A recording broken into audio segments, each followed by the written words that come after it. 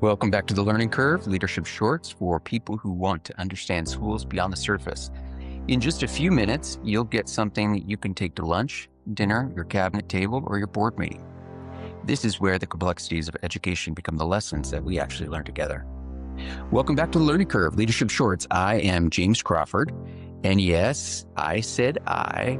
For those who listened to season 1, you may have noticed that I was in the background. Season 1 was kind of an experience for me. It's like this little experiment that I was having.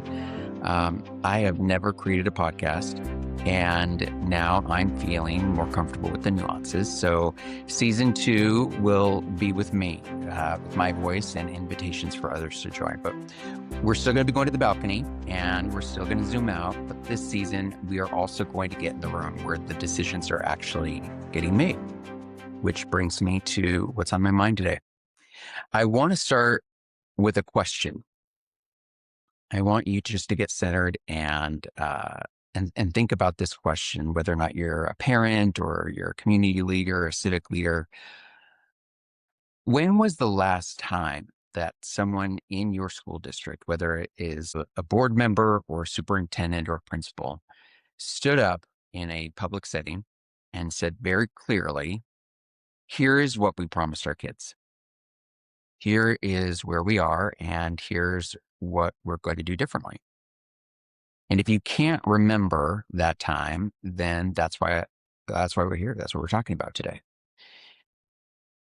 There comes a time and a point in different spaces inside an organization when things kind of settle over.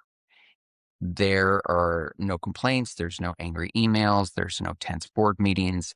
There's no op-eds in the local newspaper, and it gets really quiet.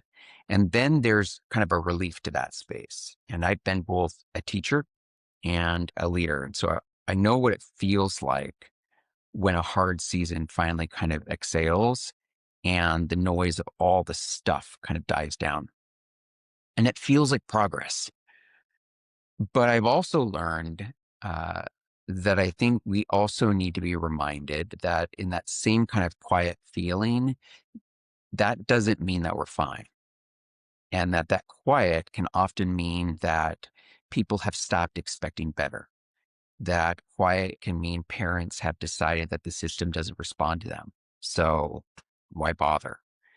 Quiet can mean that the kids who are falling behind don't have anyone making noise on their behalf because, nobody told their families that there was anything to make noise about. And I've also learned that the quiet in a school system can mean that we're not delivering for our kids. And in those cases, we've surrendered. And so I think that we've confused this idea of peace and surrender for too long, especially here in the Pacific Northwest. Now, I want to get a little nerdy for a second because there's actually some well-documented psychological explanation for why that happens. And there are a few concepts that I want to put forward. The first is this concept of normalcy bias. Normalcy bias is the brain's kind of tendency to interpret the absence of any sort of alarm as evidence of safety. So when nothing dramatic is going on, when there's no crisis, there's no protest, there's no headline to look at, the human brain says that things must be okay. And we're technically wired to assume that the future will resemble this kind of present state. And it's often why communities don't mobilize. The school didn't close. Nobody's marching down the road, so we must be fine, right? Except the outcome data, that can tell us a different story. And normalcy bias is exactly why we don't go looking for it.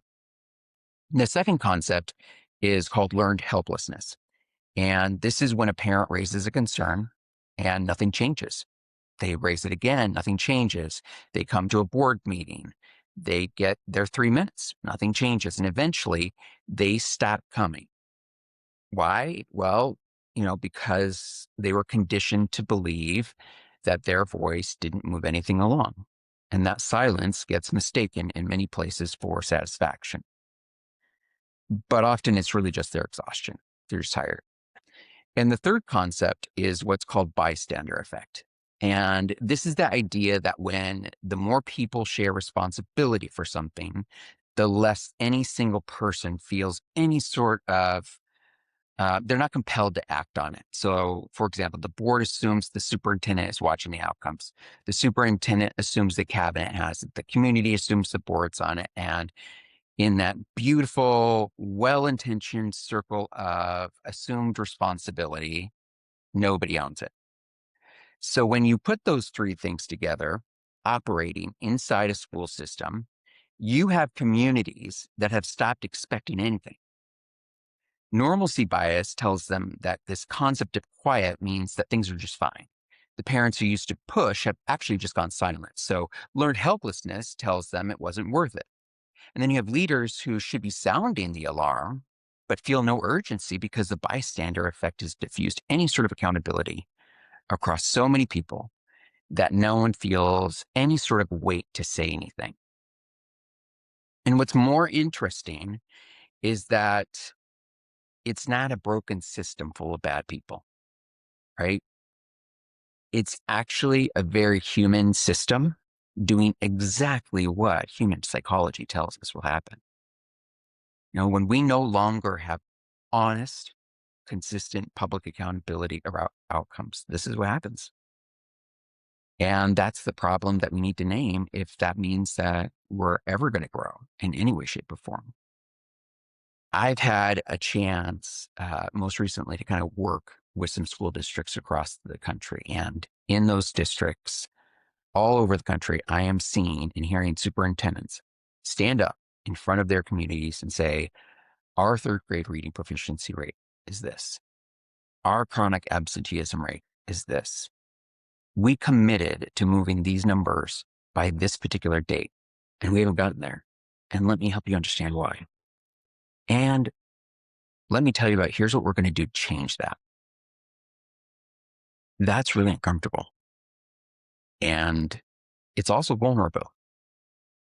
But it's also exactly the kind of accountability that we need. That's what accountability looks like when the system is actually functioning. Now, let me tell you what I'm also seeing in many districts on this side of the country. We have school districts with beautiful strategic plans. We have thoughtful mission statements, genuine, caring people, and also almost no public reckoning with outcomes. And it's not because the leaders don't care, because they do. It's because somewhere along the way, the culture decided that naming opportunities for growth was the same as attacking the people trying to solve it. That holding ourselves accountable was unkind to ourselves. And I want to be gentle here. I want to, and also be honest, right? That instinct comes from a really, really, really good place. I was born here. And I know the Pacific Northwest is a very deep culture of collaboration, of relationship, of not wanting to harm people. We're working hard. And when that instinct protects adults at the expense of honest conversations about kids, we move far away from the ethic of our work together, our purpose. Now, let me say something that I believe with everything that I have. Every single person who's hired or elected in a school system, whether it's a superintendent, a school board member, a cabinet leader, a principal, a staff member, a teacher, all of us were hired with a moral contract attached to that space. It's not just an employment contract, it's a moral one. And that contract says that you will look at what is happening to children in this system and you will name it honestly. You will build a plan to change it. And you will come back to this community and you will tell them the truth about whether it worked or not and what you're going to do about it. That's the job. That's always been the job.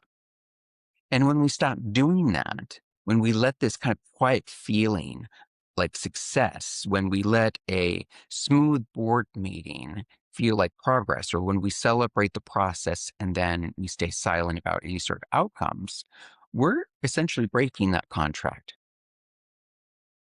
And the kids who needed us to keep that promise don't get a do-over.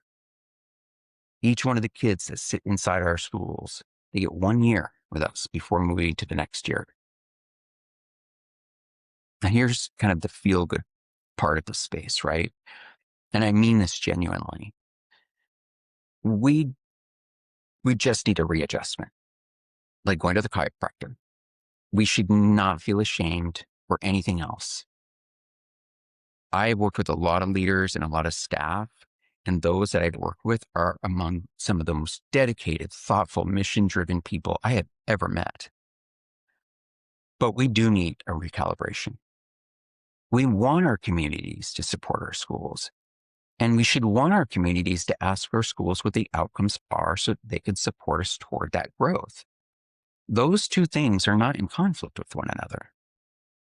I want leaders to feel proud of the work that they're doing, and I also want them to feel the urgency of the results that still need to move, both at the same time.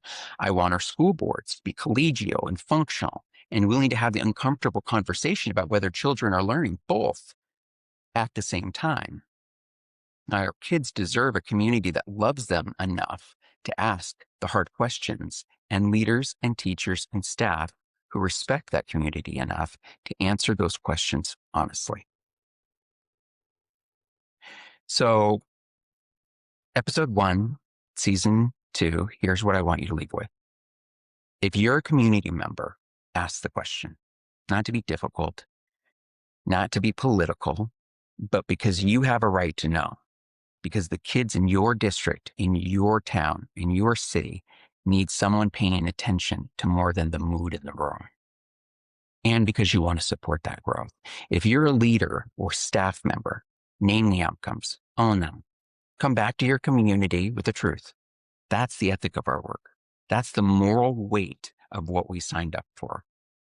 And if things are quiet right now in your district, please don't mistake that for success. Go find out why. Our kids often don't have the power of their voice just yet, so someone has to make it for them. They've got to be that voice for them. As we close out our time together, know this. I am not here to tell you what to think. I'm here to help you think, to see issues from multiple lenses, dissect them, sit with the values underneath, examine the policies around them, and then understand the conditions that shape them, and then determine where to go from there together. What you choose to believe, that's your right. What you choose to do with that belief, that's your responsibility. And here's something else to carry. Kids don't care which argument wins. They only care about who shows up. This is season 2. This is me, and this is the learning curve. See you at the next curve.